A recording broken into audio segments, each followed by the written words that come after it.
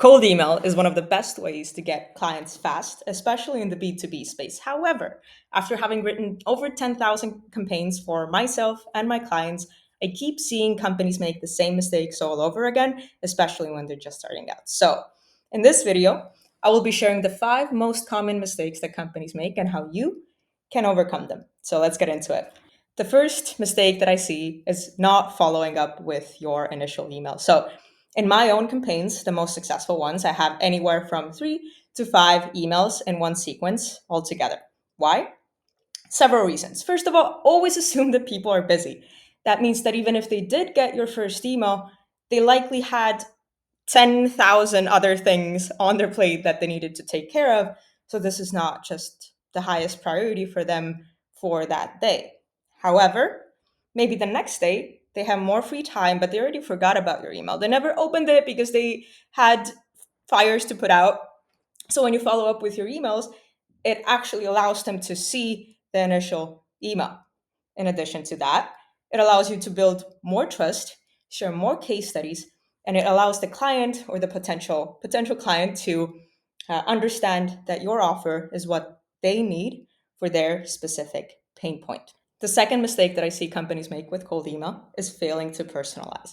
And no, I don't mean writing a lot of AI prompts to make it super specific to each client, because let's say you have automated your cold emails, meaning the same sequence goes out to 200 people or 2,000 people, maybe even more people in the same go. So you cannot just do manual research or dock in some AI because maybe you just don't have the capacity and skill set to do so.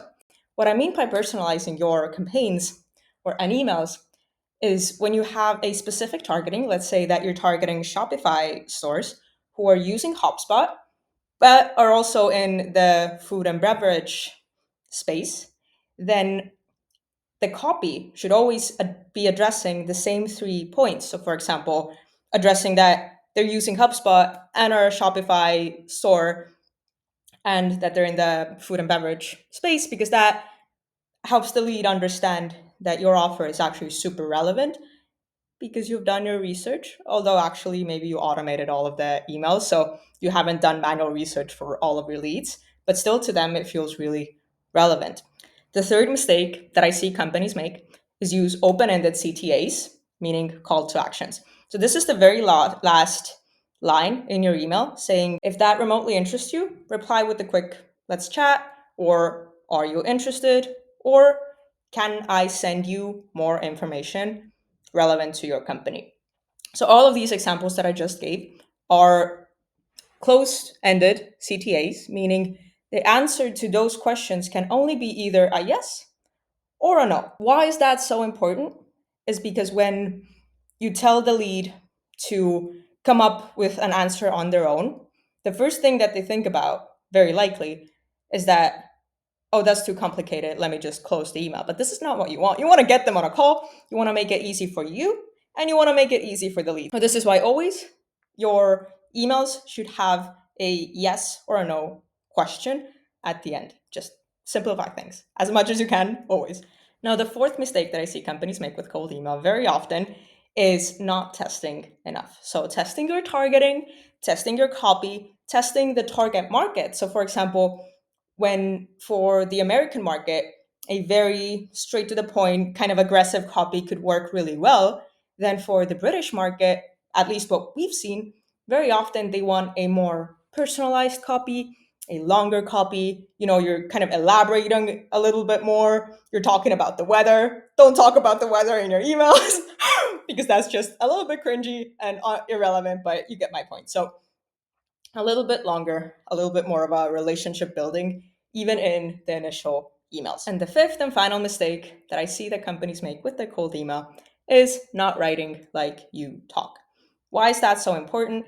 Is because people are used to seeing emails that feel so professional, but not in a positive way, so corporate. And this just fails to communicate the relationship that you're trying to build with the client. So, very often, what they do, they see the email that they've seen a million and one times already in their inbox and they click off. But when you actually use humor when you use your personality and still kind of get straight to the point as fast as possible, at least for the American and Canadian market in most cases, then that helps you stand out and helps the lead understand or at least think that this was not an automated email and you actually did your research because you sound like a human. You sound friendly. So it makes it more likely for them to want to respond in a way of like, okay, let's see where we can take this. Let's hop on a call. I hope that this helps you avoid these mistakes yourself and make your companies millions with cold email.